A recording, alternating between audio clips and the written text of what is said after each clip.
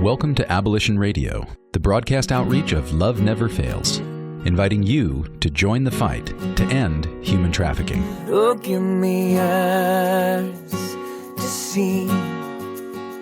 Oh, give me strength to lead. You give me all I need. So give me courage to believe.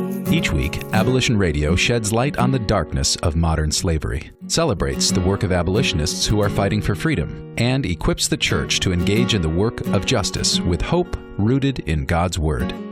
Our goal is to see a radio audience become an army of gospel activists. You're in the neighborhoods we live in. You're in the ones we're passing by.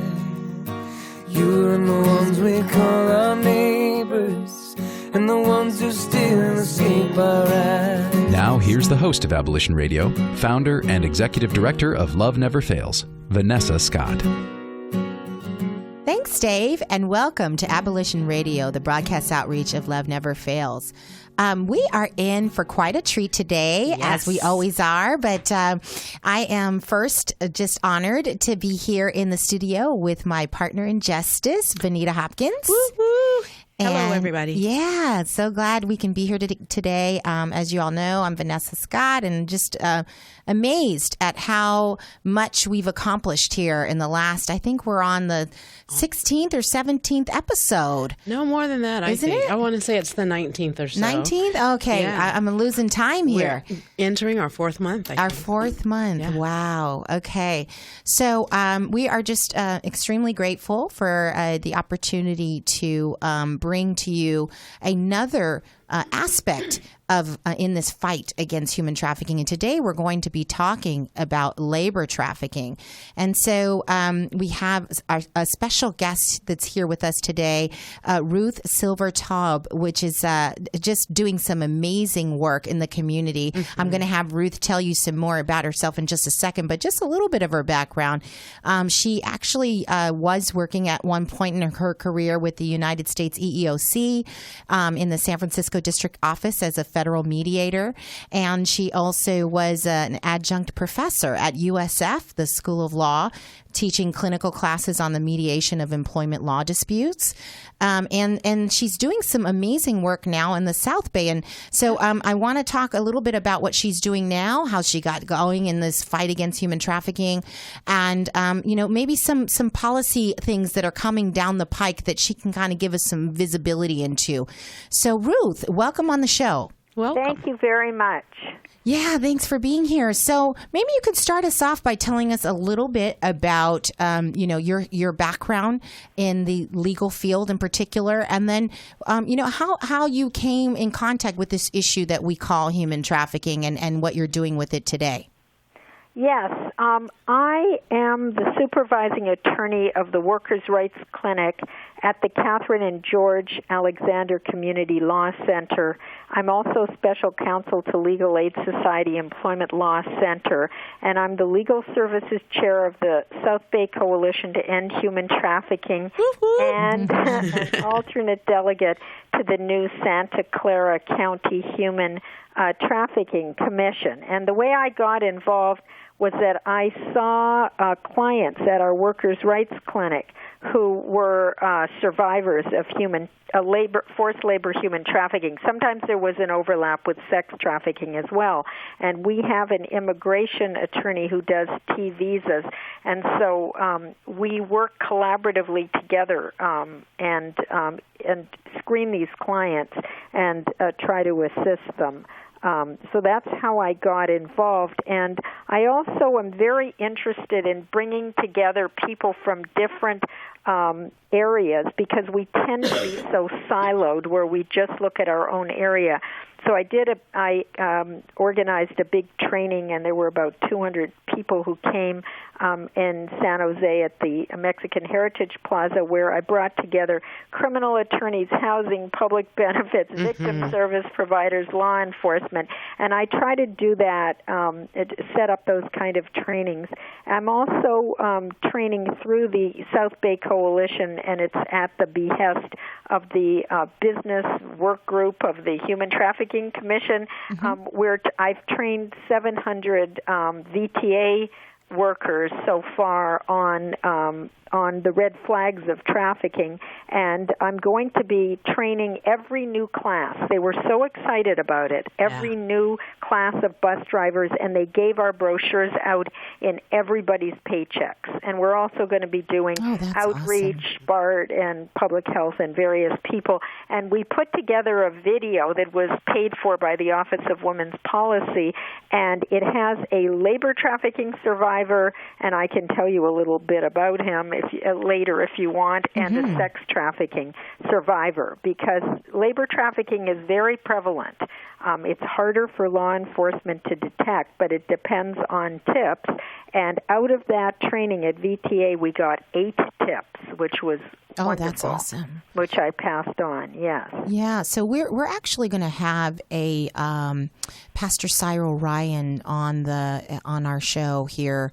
I think it's next week, along with now his name is escaping me, from Grace Network.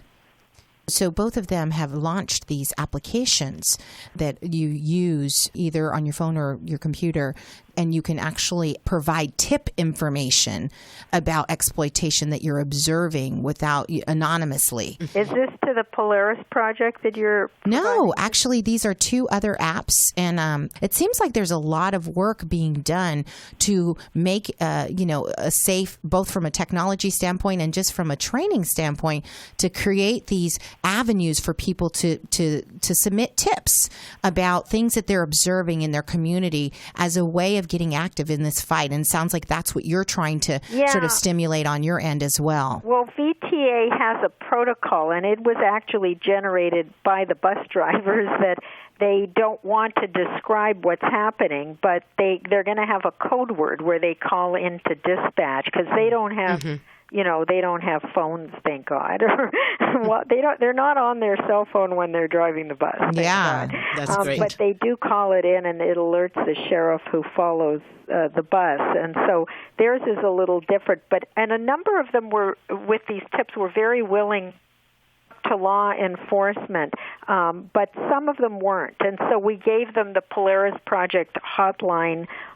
We also have the number for the sheriff locally if they want to call law enforcement. But a lot of them were afraid. Like, one of them thought that maybe there was gang-related activity just because of the nature of the tip. That was actually in a couple of cases. So they were going to call Polaris anonymously. But so that's been very helpful in terms of working out a specific protocol for each type of worker, Yeah, and especially if it's sense. on the job. Off the job, you can use those applications, and it's pretty easy. But on the job, they have protocols they have to follow. Yeah. So, and by the way, the name is Chris Stambaugh from the Grace Network. So, sorry about that, that's Chris. Great. Yeah. So he's up in the Sacramento area, and then you have Cyril Ryan, who's in the South Bay, and you have all of these sort of developments that are popping up here and there that are giving us a technology platform for submitting tips. And then you're kind of working on the probably the policy side of it, and then certainly training these folks on using their business policies on how they can make tips available to the appropriate people. And so I guess my question to you is how, let's say someone observes something like a bus driver. They observe that someone seems to be trafficked in some way, either labor trafficked or sex trafficked. What might a tip look like, and what might be sort of the behavior that follows that type of a tip? Well, in one of the cases, they went into a sandwich shop, and there was a glass wall, and it was a little bit ajar, and they saw cots there. So that was one. Another one was in a tattoo parlor, and there were several women. At least the owner mentioned it to this guy who was in there. I don't know, maybe he was probably getting a tattoo, and he mentioned to him that there's a guy who comes in all the time. And that these women are very reluctant. So that would be one of them. Another one on the bus, where a man is always coming in with different women and they look very uncomfortable. Then another where there's this apartment that's like $10,000 a month, and this guy is bringing these women in there, and they just don't. These girls, they look very uncomfortable. Another one, there are a couple of homeless people on the street where every few months the woman's face is like swollen and black and blue and bruised. Those are the kind of tips that were coming out. That's excellent. Yeah, so they were, and there was one where actually the guy got on the bus, and these very reluctant girls were there, and he actually was able to show to the police the footage, because they film inside the bus. So he said, I could tell you exactly when that happened, so we could take a look at the footage. So so one of the things that I love about the Freedom Summit and Bay Area Anti-Trafficking Coalition, their charter in terms of just forming a trafficking watch. That's kind of their mantra. Let's form a trafficking watch. This absolutely is snapped right on into that, and provides us that bus visibility, right, in creating a watch of all of us. And so we've got the apps that are in consumers' hands or everyday people's hands. We've got this video footage that's on in stores and on buses and in traffic lights. And if we can all agree that what is going on here is not okay, and then formulate something that some sort of process that happens once you realize that trafficking is occurring, we'll have a much better, much safer world. But we're going to be right back. I would like to get your take on what is that process that happens once a tip has been made. So we'll come right back with another session of Abolition Radio. We'll be back with more Abolition Radio right after these messages. Trash bills weighing you down? At Case Industries, we specialize in lowering waste costs and providing trash consolidation and compaction services for multifamily properties, condos, and commercial shopping centers. Let us help you reduce operating expenses and increase property NOI. Case Industries, saving the planet, saving you money. Contact us today for a property trash and recycling assessment online at caseindustries.us or call 510-566-4223. That's caseindustries.us or call 510-566-4223. Case Industries, the property manager's friend. Hi, I'm Sandra Herrera, CEO of Case Industries. I've found that many employers are looking for ways to help the community but don't know how. I encourage you to consider supporting Abolition Radio as a corporate sponsor. Love Never Fails offers all the resources necessary to help young women and men overcome the trauma of exploitation and abuse. And that's why I'm proud to have Case Industries supporting Abolition Radio. Welcome back to Abolition Radio, where you are invited to join the fight against human trafficking. And welcome back to Abolition Radio, the broadcast outreach of Love Never Fails. So Ruth, during the break I was starting to tell you about how my sort of whole world has been changed around in terms of just when I go and I receive services in my community, when I go get my nails done, when I get my hair done, and when I eat, I am extremely aware of the behavior of the people that are serving me.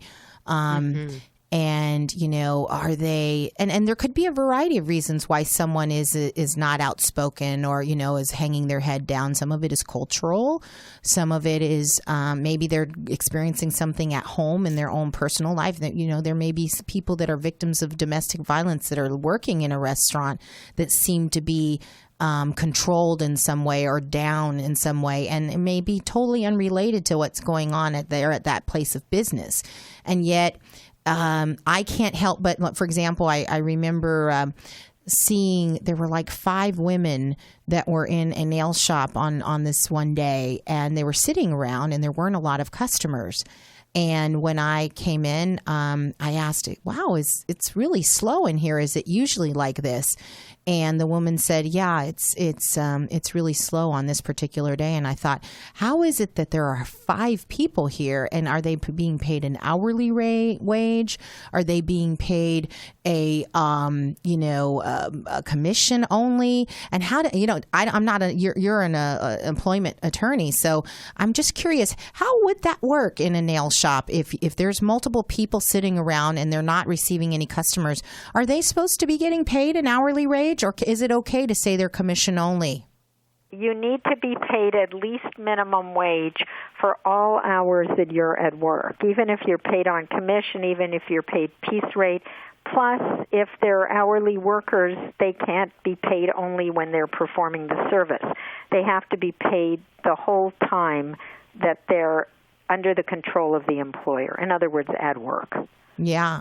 And there's also call-in pay too. If they show up, or show-in pay. If you show up and there's no work for you and they send you home, they have to pay you at least half of your regular shift. So if you work 8 hours, 4 hours, for a maximum of 4.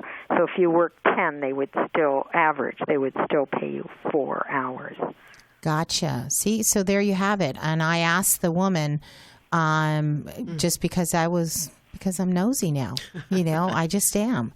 And I said, hey, how are you paid here? How do you make a living if this is your own, that she worked there like 2 days of the week and it's slow this way? And she says, I get paid per customer. Well, that's against the law. So there you have it. Those of you who are listening. Wage theft is a huge problem in California. I did a Public Records Act request for the last 3 years, from April 2011 to April 2014, and there were 1,073 judgments that the Labor Commission filed with Superior Court, and that's for wage theft. So besides, to me, it's a continuum from wage theft to trafficking. It's a way to exploit, so you have to pay even less, you know. But at the very least, these women and girls are victims of wage theft, and there's a fine line sometimes. There's one restaurant where they house people in substandard conditions. They're paying them very little. They have 21 judgments. They're still in business, and it's not quite trafficking, but because control is the factor, you're not free to leave either psychological or physical control. But it's the next thing to, it's pretty bad. And it happens specifically trafficking with low-wage workers, and you see it in nail salons, massages, people who come door to door and who sell things, peddlers and recyclers. There was a case, one of the tips, and it was at Levi Stadium, and a police officer went up to one of the peddler, or someone who was actually selling hot dogs. It wasn't peddling, it was a vendor, and he found out that the guy had been driven up from Mexico and that he was being taken care, he was basically the exploiter was picking him up, taking him to where he was going and not paying him and trafficking him. And he brought a whole bunch of people up like that, and the police swarmed around. This was what one of the bus drivers told us he saw. So, Ruth, you bring up so many examples of issues like this, and it takes me back to way back when you and I first met, soon after we first met, and you had, like you were mentioning before, one of your trainings, and you had those from the federal level as well as the state level come to teach us about labor trafficking and immigration issues and things of that nature at the Mexican Heritage facility that day. And I just remember learning so much just from that one day of training that you sponsored there. Thank you. I think that what it did was got a lot of people in different specialties to talk to each other, because I know in the afternoon we had a panel, Yes. and the U.S. Attorney was talking to the DA, who was talking to the EOC, Right. who was talking to, immigration lawyers and employment lawyers, and I know that the South Bay Coalition uses a collaborative approach. Yes. That we do it in our training, where we Yes. have law enforcement people, partners that we totally trust, victim service providers, and when we interview clients, we do it in a collaborative way because, A, not to re-traumatize them so they have to keep telling their story, and make sure that, they're giving us the consistent story, and also that we can work together and get most help we can, because there could be a housing problem, could be a public benefits, could be a labor problem, could be, and definitely, if it's an undocumented worker, an immigration problem. And the law enforcement has told us that in other cases they would never bring a lawyer or victim service person in with them, but they feel very comfortable doing it, so we can explain to them why certain questions are being asked, and why they can trust that particular person, because there's a real distrust of law enforcement. And that's what I love. For some reason. That's what I love most about. For good reason. About us, the South Bay Coalition, that victim-centered approach, that collaborative approach where we all come to the table. I think that's right, and we're very unique. And as a matter of fact, some of the DAs, the economic justice ones, came down from Alameda County, and they wanted to know what we did and how we did it, and they were interested in having a similar approach. There, we've had people call from Boston, and I know that even though we're the South Bay and people kind of look down on us as if, you're sort of hicks, we're doing something right there, and it's taken a lot of time. Yes. Because the coalition started in 2003, and we had we started working together in around 2005, and we had our growing pains, but we are now able to work kind of seamlessly together, and I think it's a really good model. And it is. I know we care very much about the clients and about our clients. It has had such an impact on me. That's how our Freedom Expo, it takes on that collaborative field. But we will continue to talk about this in our next segment, and we'll be right back with another segment of Abolition Radio. We'll be back with more Abolition Radio right after these messages from our sponsors. Jesus declared himself to be the fulfillment of God's heart for justice when he quoted Isaiah, "He has sent me to proclaim freedom and to set the oppressed free." We put that call for justice into action when we take a stand for freedom against modern-day slavery. The 2015 Freedom Summit is coming to Levi Stadium on Saturday, May 9th, and we're inviting you to take action by coming to this one-day event that will help put an end to human trafficking in California. The Bay Area Anti-Trafficking Coalition and Abolition Radio invite you to come discover how you can be a freedom fighter against the sex slavery and labor trafficking that is happening today right in your community. Come find out how housewives, business leaders, artists, and churches all around the Bay are joining together to fight the evil of human trafficking close to home and around the world. Go to KFAX.com right now and click the Freedom Summit banner to register for the 2015 Summit at Levi Stadium on Saturday, May 9th.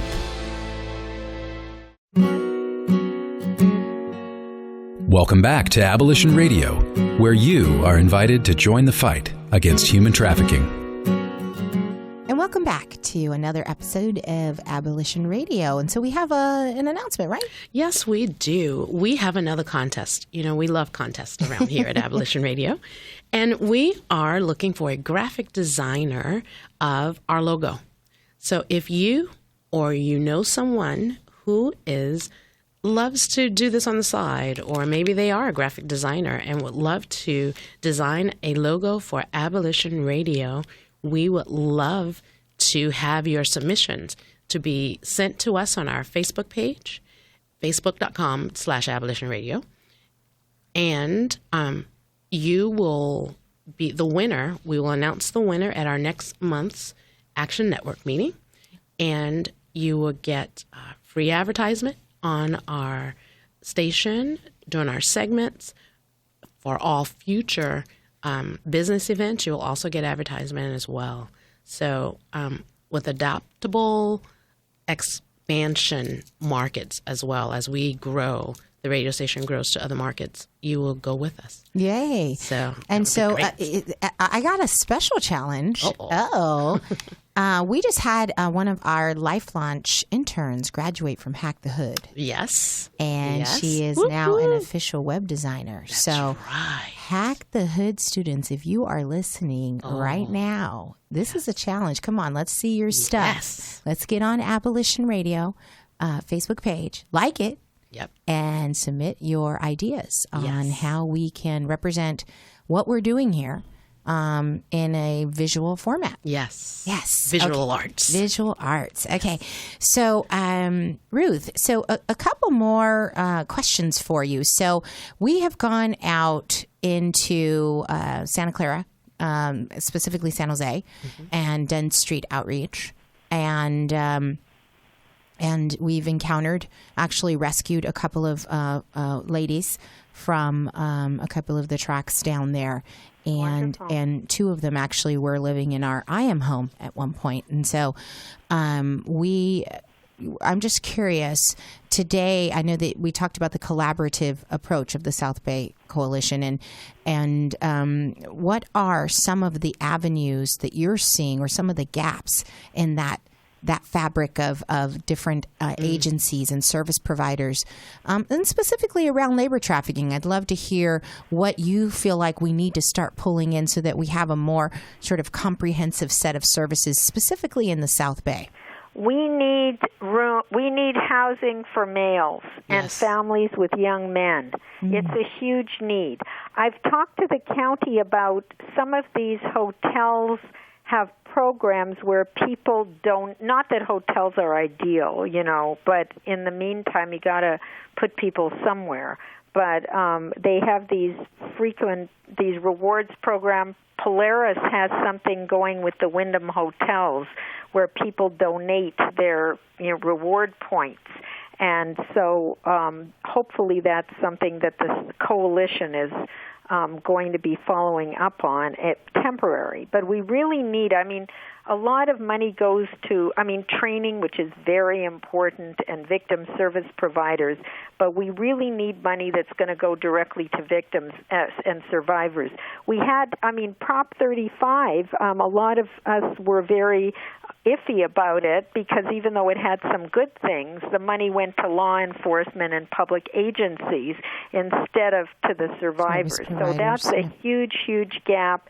And I know that, people are talking about opening homes, but usually young men and men who are labor trafficking victims. Our example of this guy who, in the video, who was brought up from Mexico, he thought he was going to school here and just working a couple of hours, and he ended up being in a house with 30 people, sleeping in a room with 10 and working 14 hours a day, and his family was threatened. He was threatened with jail and prison.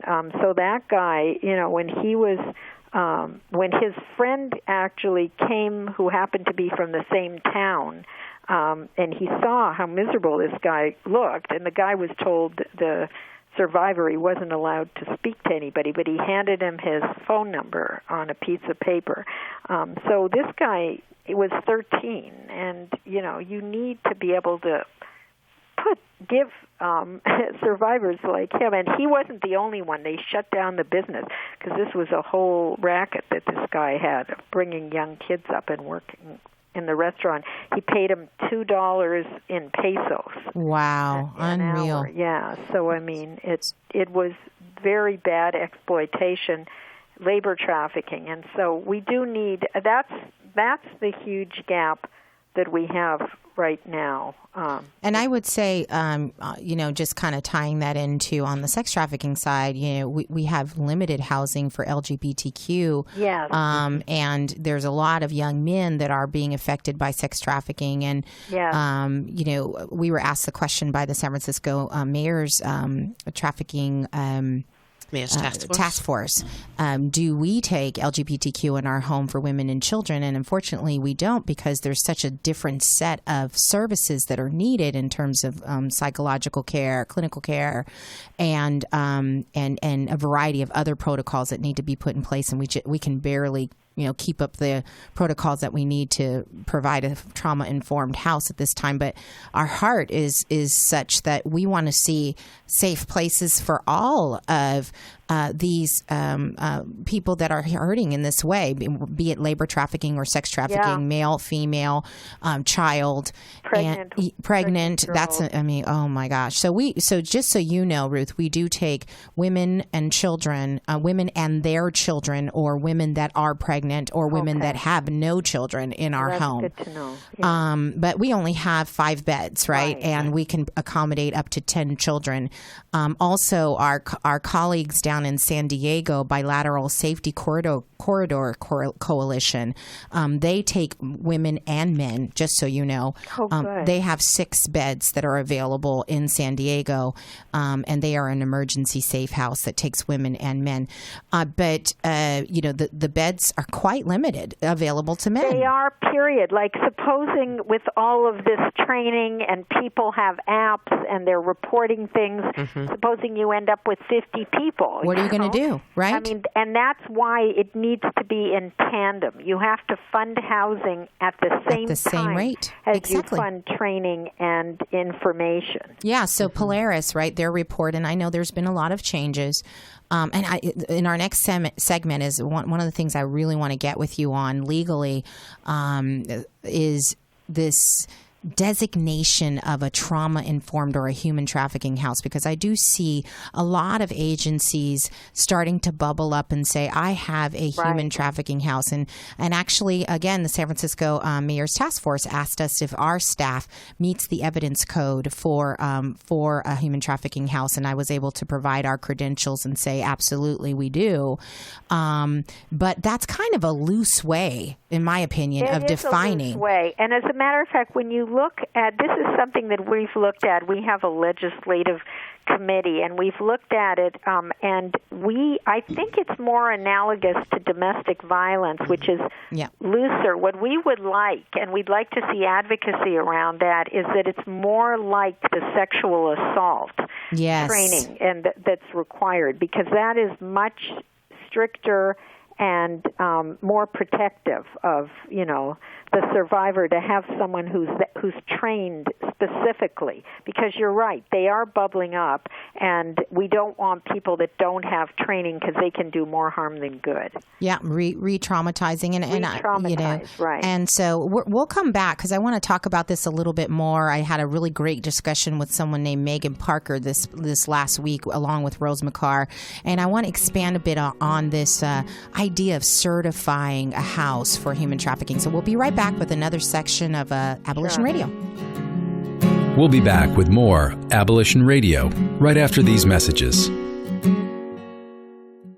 Trash bills weighing you down? At Case Industries, we specialize in lowering waste costs and providing trash consolidation and compaction services for multifamily properties, condos, and commercial shopping centers. Let us help you reduce operating expenses and increase property NOI. Case Industries, saving the planet, saving you money. Contact us today for a property trash and recycling assessment online at caseindustries.us or call 510-566-4223. That's caseindustries.us or call 510-566-4223. Case Industries, the property manager's friend. Hi, I'm Sandra Herrera, CEO of Case Industries. I've found that many employers are looking for ways to help the community but don't know how. I encourage you to consider supporting Abolition Radio as a corporate sponsor. Love Never Fails offers all the resources necessary to help young women and men overcome the trauma of exploitation and abuse. And that's why I'm proud to have Case Industries supporting Abolition Radio. Welcome back to Abolition Radio, where you are invited to join the fight. against human trafficking. And welcome back to Abolition Radio, the broadcast outreach of Love Never Fails. So, Ruth, we were just kind of talking about really policy. So one of the things, as you know, that you know Rose McCarr, who is she provides pro bono legal counsel to our residents at the IM House and some of our clients, our program members, I should say, that are sort of mobile throughout the community. Right. And she's also on our board. And you know, she was kind enough to pull together a meeting with a woman, Megan Parker, who's done quite a bit of research about the need for sort of standardization or certification of houses that are claiming to be human trafficking focused. And one of the challenges that I've had is I've encountered many homes and programs that are vying for, funds, grant money and so on. And they maybe were domestic violence and then they sort of tack on human trafficking because they're kind of related. And I've been told, well, send your ladies to those homes. And when I have done that, I have found that they've been allowed to do things, especially during the stabilization phase, that are triggering for them. And so I feel very passionately that we need to have houses that are human trafficking centric, available. Not to say you don't have houses where you'll allow human trafficking and domestic violence residents to come in, but I really am advocating for human trafficking centric environments because I've found that there's an addiction to money, that there's an addiction to social media and texting and use of internet as a way to constantly be in contact with a variety of people that are involved in the life. That keep you in a mentality of being exploited, an exploitative mentality. I found that there needs to be a detoxing from those things, a detoxing from boyfriends, a detoxing from even shopping, if you can believe that. I mean, we just had an experience in the IM House where some of our ladies went out shopping one day, and you think, oh, that's a fairly benign activity. But actually, when you have self-image issues and you have body image issues and you are used to having a certain amount of money to go out and get all these dresses so that you can be sold, and you now go into a mall and you have limited funds, or you maybe aren't the size you used to be, or you don't have a guy, you're not looking forward to like a guy telling you look so great in that dress, or maybe you're no longer having sex, so you feel like what's the point of looking beautiful anymore, and you've got all these feelings that come up just from going clothing shopping. Right. And so when you go into these environments where it's like, yeah, go shopping, no worries. Yeah, have a boyfriend, no worries. Yeah, here's money. Let's not have a discussion about what money means to you. It's just a whole nother layer of revamping the way that we think. And so I know that you're not a clinician, but this is the way that, in my mind, if we had policy that said human trafficking homes should think about these things and have staff that understand these things and have staff that's trained and to understand the psychology of the people that are in the home, I think we would be better equipped to serve them. What are your thoughts on that? Yeah, no, I agree. I think the training component is really critical, and I think for sexual assault, the training is much more comprehensive, and I think one ought to be developed for human trafficking that focuses on it. I know at our last training we had a woman from San Francisco who talked about the intersection of race, gender, and class in human trafficking. Mm-hmm. And she used to be on her own, but I guess they hired her at the DA's office, but she's very independent, and she developed, curriculum on those type of issues. And so besides just the issues of, the male gaze and, body image and all of that. I think, race, gender, and well, you've got the gender, and class are important too. Yes. Mm-hmm. And also the trauma-informed, victim-centered are very important. So I think that the training component would be absolutely critical, and a lot of homes that just want to pop up and get money, or just in the legal field, it's like people that jump into areas of law that they know nothing about because they think they can make money there, and they end up hurting their clients. Right. You can't really have that. Not in this area where people are so vulnerable. Yeah, no, and it's amazing how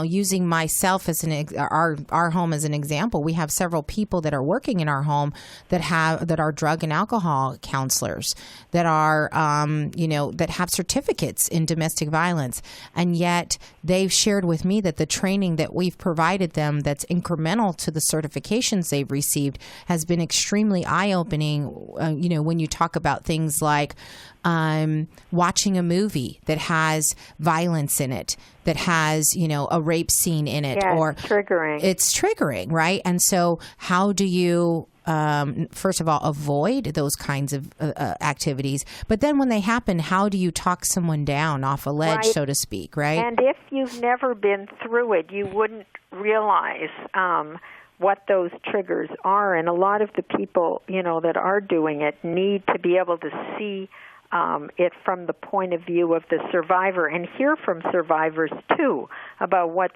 triggering, what are problems, how does the media and all of that help to reinforce things and trigger things that are problematic. Yeah. Remember we had Pastor Gary on here, and Yes. and it's kind of interesting. So we had Pastor Gary Mortera, and he was on, and he was talking about how even sermons can be triggering to the audience. When you're talking about, let's say, you might be talking about staying pure and the importance of staying pure, and that's great and everything. But then but if there's someone in the audience that's been raped, and and now they feel, oh, I'm not pure, so and it's just trauma-informed sermons, trauma-informed housing, trauma-informed judges, it's law enforcement. I mean, there's a whole and that's piece. True with law enforcement, because I know Kyle Oakey and Jeremy Martinez talked about how they had to basically undo their training and turn their minds inside out in order to see things the way they need to see them. And I think that's exactly right. It's very important. And I know I do that in my class with my students, to talk to them about those issues. Even in disability situations, they go to the independent living center, and people that are in wheelchairs that are have sight or hearing problems, talk to them about how they want to be talked to. So I think in every sphere, when it comes to people that have been trafficked or anybody, you need to learn how to see the world through their eyes. And know what you're saying that can be just the terminology. I mean, I know at the first commission meeting there were some of the people up there who were public officials that were not using the correct terminology. Yeah, we just saw some of that in Oakland as well, and what's good about it is, I think we just need to I'll just tell it myself. I mean, I said things that were not correct until I got trained. And I'm sure everybody who's listening here, every expert, even people who are survivors, they came out of it. I've spoken to many survivors, and the way they would talk about their own experience was like, in the mindset of a victim. And now, as we all move forward into a healthier place where we're getting educated and just taking the time to learn, we can become more, vocal and educated and ready to be a part of solving the problem rather than adding to it, right? Exactly. Yeah. So we're going to wrap up here in just a second, but and we are going to come back with some events that are in the community. But Ruth, is there anything you have going on that you want people to know about?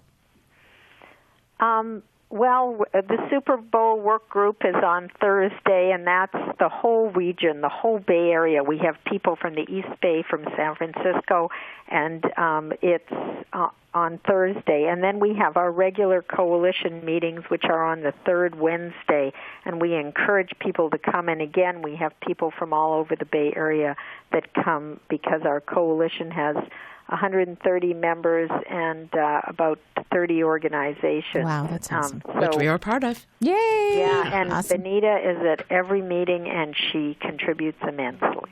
Benita is the bomb. Woo! Yes.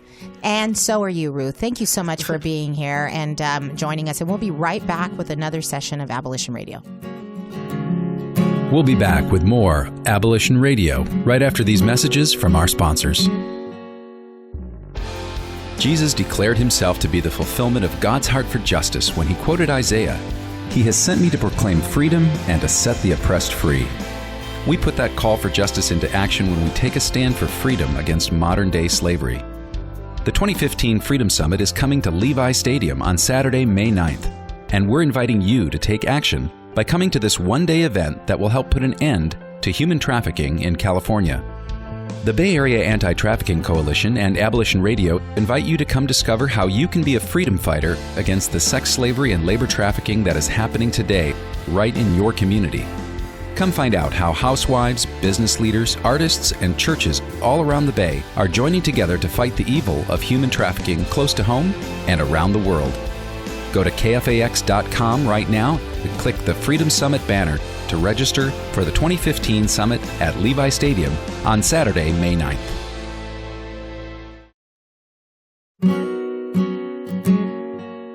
Welcome back to Abolition Radio, where you are invited to join the fight against human trafficking. And welcome back to Abolition Radio, the broadcast outreach of Love Never Fails. So once again, thank you so much to Ruth for coming on to the show and sharing all of her insight and expertise on this issue, and both from a policy standpoint and labor trafficking standpoint. We do have some another announcement, a reminder, and then also some events going on in the community. Yes, lots of events. A busy month May is. Well, as we are listening now to this broadcast, we are all at the Freedom Summit at Levi Stadium, enjoying ourselves in hopes that we have met some of you who are listening in to this broadcast. But next Saturday, May 16th, is a busy day for Love Never Fails. It's our monthly outreach on the street. I think we're going to Oakland this month. Yes, we are. And so we'll be leaving from Faith Fellowship, meet there at 6:30 for training, and then we'll be off from there on that evening. But earlier that day, if you can't make the evening outreach, please join us at Lift Ministries. From 11 to 2, we will have a daytime outreach of free food and clothing for those who may need it there at Lift Ministries at 22580 Grand Street, Hayward, California. And also that day, come and if you are available at Laney College, they will be having a Save Life Youth Summit from 12 to 5 on that day at Laney College. I'm sure we'll have a table there, and we'll have Love Never Fails advocate and representative there on that day. The following week, on the 30th, there is a Transformation Intercession Conference at Jubilee Christian Center in San Jose from 9 to 5. Join us there. This space of trafficking, no matter labor or sex trafficking of people in general, needs to be covered and needs to be prayed, interceded on behalf of that. So join pastors in that area. We are co-sponsoring in this with Pastor Cyril, and come and join us there for that intercession conference. And let's see, our very own Vanessa Scott will be honored with the Moving Beyond Homelessness Award. That's probably the wrong name, but it's an award for her work in the field of fighting homelessness. And we're so honored thank you. to be there to support her. And it is from Saffron Strand. It's there in Richmond. And as Ruth did mention too, on the 4th Wednesdays of the month. This month will be on the 20th. Come on out to the South Bay Coalition meeting if you want to check us out and see what things are happening in the Bay Area in this regard. Yeah, so excited. This with the Super Bowl coming up, right? The whole meeting there. And that meeting is this Thursday. It's always the first Thursday of the month. Gotcha. Yes. Very good. Very good. Awesome. So anything else going on in the think community? that's it for now. Okay. I know that we want you to save the date, the dates. Yes. We have the Alameda County Fair on July 3rd, 4 o'clock.